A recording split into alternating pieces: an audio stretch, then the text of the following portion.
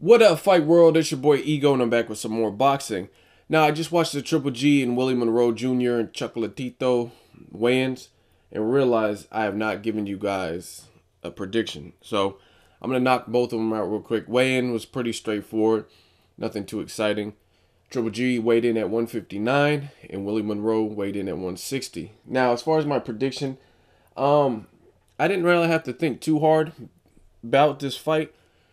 I'm going to pick Triple G to win, but there's some different variables that I want people to look at. And as you know in my predictions, I leave no stone unturned. I try to cover everything. Triple G is great at cutting off the ring, exercising and utilizing his power. He's going up against a tricky, crafty southpaw. Now, in this fight, ultimately, Willie Monroe, to me, is in a good position. For the simple fact of there's been past Triple G opponents and people expected them to do something or to be a good fight, i.e. Marco Antonio Rubio. He's a big puncher. You can look at his knockout ratio, good measurements in terms of his height and stuff like that. Pretty big. And people thought that would be an explosive fight. And Triple G mowed through him, made it look like easy work. The reason Willie Monroe to me is in a prime, pristine position is he's like an 80-1 underdog. So even if you don't have faith in him, you might as well bet on him just because if he did pull the upset, you can make a shit ton of money. Now, that being said, the way boxing works, from what I see, is, like I said, Marco Antonio Rubio was expected to do something, and he got blasted out of here. So it's like the initial shock because, like Roger Mayweather says, most people don't know shit about boxing. Willie Monroe, he really has nothing to lose. He's an 80-1 underdog. He's expected to lose, and people generally expect him to do worse than he probably will do. That's the way I see it. I think he's a dude that he's younger than Triple G. He's fit, in shape, southpaw, and he's crafty. So he's going to use exercise more brain power than guys like Marco Antonio Rubio. I actually did a film study on my Instagram, and Rubio's defense was horrible when he had first tasted Triple G's power and he was on the ropes. Like, he was asking to get knocked out. He turned his back to the side and Triple G was just unloading on him. Just horrible defense, totally. I don't look at Willie Monroe Jr. like that. I think he's crafty and slippery. Now, the reason I'm not picking Willie Monroe to pull an upset is because one thing significant that I think he lacks is power.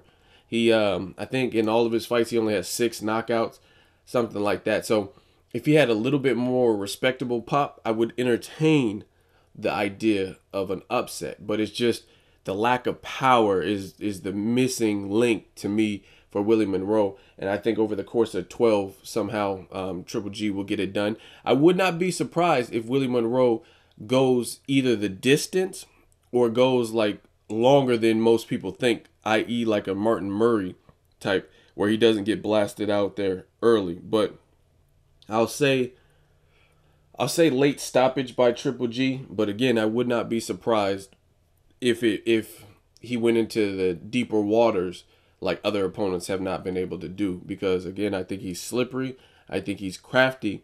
The way I can kind of see it is I could picture Triple G not looking as phenomenal as he normally looks, so to speak, like in terms of seek and destroy, having a more difficult time. See, the thing with Triple G that I noticed is he lacks head movement.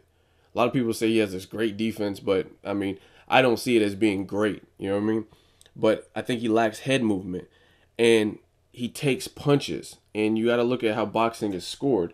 A guy like Willie Monroe, even though he lacks power, I think he will be effective in countering and create more of a moving target for Triple G. I don't just picture him trying to bang with the best of them like a Marco Antonio Rubio, who's operating not necessarily off of skill and slickness, but more or less operating off of pride and machismo and stuff and fighting a dumb fight. I think Willie Monroe will come game. I just see, like I said, I could picture Willie Monroe having his success and doing better than people thought, and then Triple G just wearing him down and catching him at some point with something that changes the course of the fight in a situation where Willie Monroe was already doing better than people thought. I could picture it playing out something like that, possibly even going the distance. Like I said, I am picking Triple G by either a late stoppage. I'll say a late stoppage. Wouldn't be surprised one bit if it lasted the whole distance. I think the biggest hindrance for Willie Monroe is he lacks power. If he had like Peter Quillen power, that's a whole different fight. Or even, like, you know what I mean, Andy Lee, if he had home run power, any of them dudes at middleweight, it'd be a different fight. But I like his attributes that he brings to the fight. It's just with the lack of power, I don't know if he can deter and be slick enough to slip out of the traps that Triple G is going to set over the course. So, again, I'm going to say a late stoppage. We will see what happens. But, again, I think Willie Monroe is being the underdog. It suits him better because, like I said, there's guys like Rubio, guys like Matthew Macklin who had bigger names than Willie Monroe, and they were expected to do a lot more than what they produced when they actually fought Triple G. And Triple G, I think maybe even his past fights haven't prepared him exactly for Willie Monroe. Willie Monroe being a southpaw, which could be tricky for some, and then as slippery. That's why they call him the mongoose. You know what I mean? He's a crafty kind of in and out. Like, I just don't see him being as stationary as Matthew Macklin. Like Daniel Gill, they say he's herky-jerky, but to me, he moves unnecessarily. He moves, and I don't even know why he's moving. You know what I'm saying? And he exerts unnecessary energy. Guys like Matthew Macklin, they fought Triple G scared.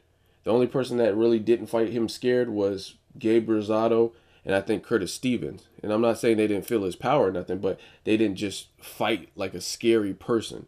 You know what I mean? Matthew Macklin, he looked, when he first got to taste that power, he looked hurt and he looked no poker face at all.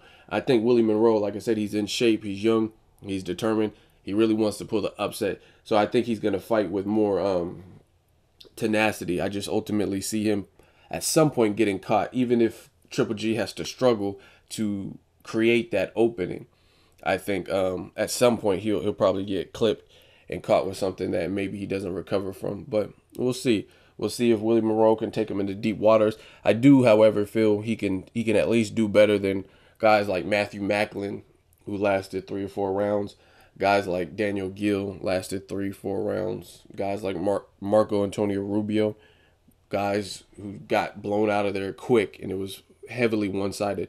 I think Mongoose is going to work on some different things like that, but I am picking Triple G, the favorite, to win this particular fight. Drop me a comment. Let me know what you guys think. Make sure you like my video as always. Hate, comment, and subscribe. Till next video is Ego. Signing off.